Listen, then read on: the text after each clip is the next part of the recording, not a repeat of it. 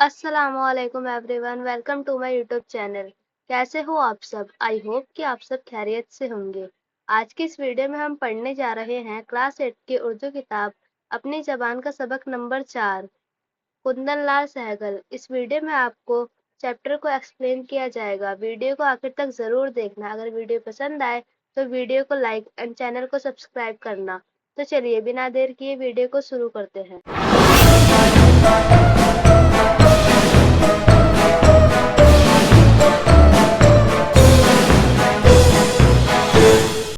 कुंदन लाल सहगल। इस सबक में कुंदन लाल सहगल की फिल्म साजी के सफर और उनके काम के बारे में जानकारी देता है। इसमें बताया गया है कि कैसे शरत चंद्र चटर्जी के नॉवल पर मबनी फिल्म दुनिया पौना बंगली जबान में बनी थी। इसमें बीएन सरकार के फैसले और न्यू थिएटर्स प्रोडक्शन हाउस के दौर के काम करने तरीके, जैसे कि कहानी, डायलॉग्स और हिदायतकारी यानी डायरेक्शन की जिम्मेदारी किस तरह बनती गई थी, उस पर रोशनी डाली गई है। सबक को पढ़ना शुरू करते हैं। शरत चंद्र चटर्जी के नावल पर मबनी और प्रेम अंकुर आतिर्थी की हिदायत में पहली फिल्म दुनिया पावना बंगाली जबान में बनी थी। बीएन सरकार ने दूसरी फिल्म हिंदुस्तानी जबान में बनाने का फैसला किया तो उसके लिए एएन शोर ने मोहब्बत के आंसू के उन्वान से कहानी लिखी, जिसमें दो मोहब्बत करने वाले माँ बाप के पुराने ख्यालों के बाइस मिल नहीं पाते। मुकालमे न्यू थिएटर के जनरल मैनेजर आई.ए. हाफिज जी ने लिखे। हिदायतकारी का मुश्किल काम फिर प्रेमांकुर आथिर्ती को ही सौंपा गया, जो उस वक्त न्यू थिएटर के वाहिद हिदायतकार थे। आर.पी. बोराल ने मौसीकी की जिम्मेदारी संभाली। मर्द के मरकजी किरदार को छोड़कर दूसरे अदाकारों का इंतखाब भी हो गया था, मगर जब दुल्हा ही गायब हो तो बारात कैसे चढ़े, यानी हीरो के रोल के लिए कोई मुनासिब मुगन्नी अदाकार नहीं मिल रहा था। जो थे वह हिंदुस्तानी जबान में नहीं गा सकते थे, इसलिए फिल्म की शूटिंग शुरू नहीं हो पा रही थी। इनसे मिलिए, ये के.एल. सहगल है। के.एल. सहगल यानी कुंदन लाल सहगल है। नितिन बोस ने सहगल का तारुफ अतरती से कराया तो सहगल ने हाथ जोड़कर उन्हें नमस्कार किया। अतरती साहब ने भी जवाब में नमस्कार किया, मगर उनके चेहरे पर उलझन के आसार थे और आंखों में एक सवालिया निशान। सहगल साहब उनकी तरफ देख रहे थे और उनके चेहरे को पढ़ने की कोशिश कर रहे थे। नितिन बोस ने बात को आगे बढ़ाते हुए कहा, आपकी फिल्म के हीरो सरकार साहब ने कुछ देर पहले ही उनके साथ मुआहिदा किया है। हीरो और मेरी फिल्म के? अतरती की आंखों पर सवालिया निशान मजीद बड़ा और गहरा हो गया। हाँ, ये बहुत अच्छा नेक्स्ट पेज पे चलते हैं। गाते हैं। सरकार साहब ने उनका गाना सुना। बोराल दा ने भी सुना है। वह उनके गाने से बहुत मुतमईन है। नितिन बोस ने पुरजोश अंदाज में कहा। प्रेमांकुर के माथे की सिकने गहरी हो गई। उन्होंने तिरछी नजरों से नितिन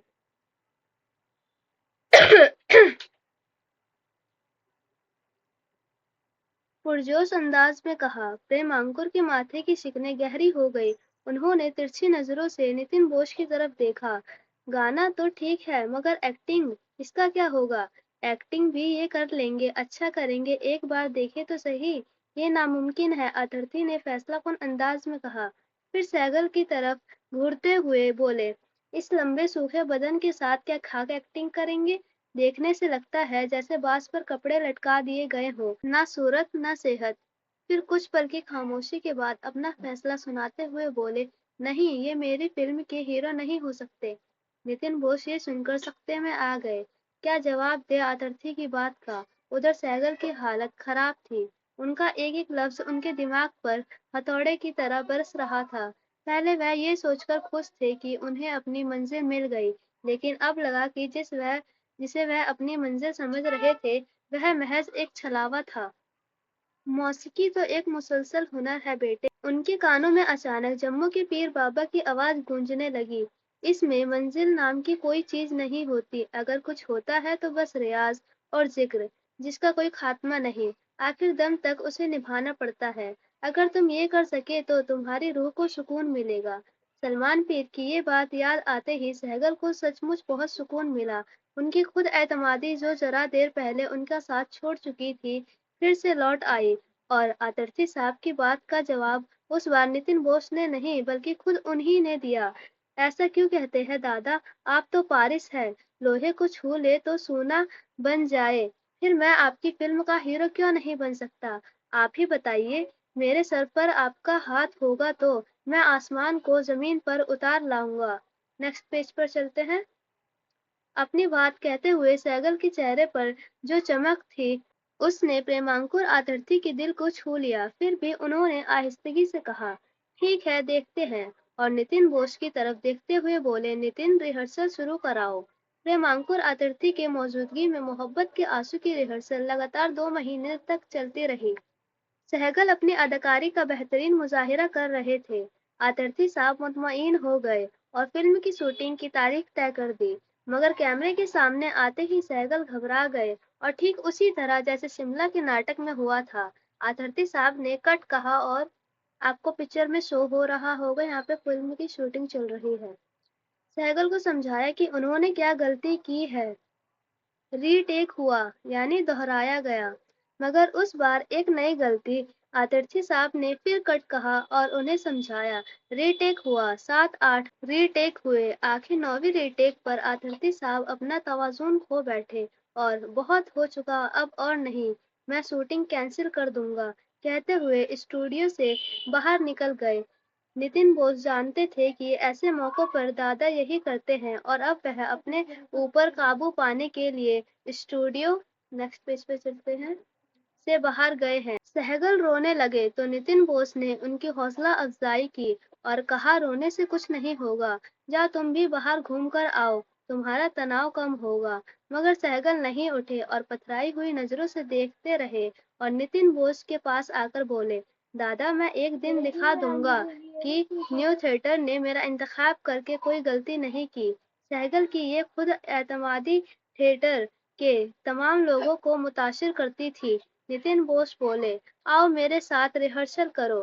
کچھ دیر ریہرسل کرنے کے بعد نتن بوس نے ڈائریکٹر کو خبر بھجوائی کہ وہ چپ چاپ اندر آ جائے۔ سہگل نتن بوس سے بولے، دادا آپ ایک ٹیک ان کے آنے سے پہلے ہی کیوں نہیں لے لیتے؟ نتن بوس نے ان کی اس بات کا کوئی جواب نہیں دیا، صرف مسکرائے اور کیمرے کے پیچھے چلے گئے، کیونکہ انہیں معلوم تھا کہ ڈائریکٹر صاحب دروازے کے پیچھے سے دیکھ رہے ہیں، لیکن سہگل کو اس کا علم نہیں تھا۔ اس بار سہگل سے کوئی چوک نہیں ہوئی اور ڈائریکٹر نے دروازے کے پیچھے سے چلا کر کہا، اوکے اوکے، پھر سہگل کے پاس آ کر ان کی پیٹھ تھپ تھپائی اور بولے، well done well done. Next page پہ چلتے ہیں۔ سہگل نے حیران نظروں سے ڈائریکٹر کو دیکھا، جیسے انہیں یقین نہ ہو رہا ہو کہ یہ وہی آترتھی صاحب ہیں جو کچھ دیر پہلے ناراض ہو کر باہر چلے گئے تھے۔ آترتھی نفسیات کے ماہر تھے، سہگل کی نفسیاتی کیفیت ان سے چھپی نہ رہی، اس لیے بولے، دراصل تمہاری کمزوری احساس کمتری ہے، اس لیے تم اپنا اعتماد کھو بیٹھے ہو۔ فلم کی شوٹنگ شروع ہوئی تو سہگل کے دل میں ایک ڈر پیدا ہوا کہ گھر والوں کو جب پتہ چلے گا کہ میں فلموں میں کام کر رہا ہوں تو ناراض ہو جائیں گے، اس لیے ان کا فلمی نام KL سہگل رکھا گیا۔ مگر پھر راجا رام شرما نے انہیں پہچان لیا تھا، ارے یہ تو اپنا کندن ہے۔ آخر کار 16 جنوری 1932 کو الہ آباد کی شمبر ٹاکیز میں محبت کے آنسو ریلیز ہوئی، اور اس کے ساتھ ہی ہندوستانی سنیما کے فلک پر ایک ایسا ستارہ چمکا جس نے ہندوستانی سنیما کو چکا چوند کر دیا۔ اس فلم میں تقریباً 10 گانے تھے، مگر آج نہ یہ فلم موجود ہے اور نہ گانوں کی ریکارڈنگ، اور نہ اس بات کی نیکسٹ پیج پر چلتے ہیں، نہ اس بات کی معلومات کہ ان 10 گانوں میں سہگل نے کتنے گانے گائے تھے۔ البتہ گانوں کے شروع کے بول اب بھی موجود ہیں، اور قیاس کیا جاتا ہے یعنی انمان لگایا جاتا ہے کہ ان 10 گانوں میں سے 6 گانے سہگل نے گائے تھے۔ فلم فلاپ ہوئی، مگر سہگل کو ان کی آواز اور اداکاری کے دم پر زبردست شہرت ملی۔ تو یہیں پہ ہمارا پیارا سا سبق نمبر 4 کندن لال سہگل ختم ہوتا ہے۔ اگر کوئی ڈاؤٹ ہے تو کمنٹ باکس میں ضرور بتائیے۔ آج کا ایک چھوٹا سا سوال ہے، دیکھتے ہیں کس نے پوری ویڈیو دھیان سے دیکھی ہے۔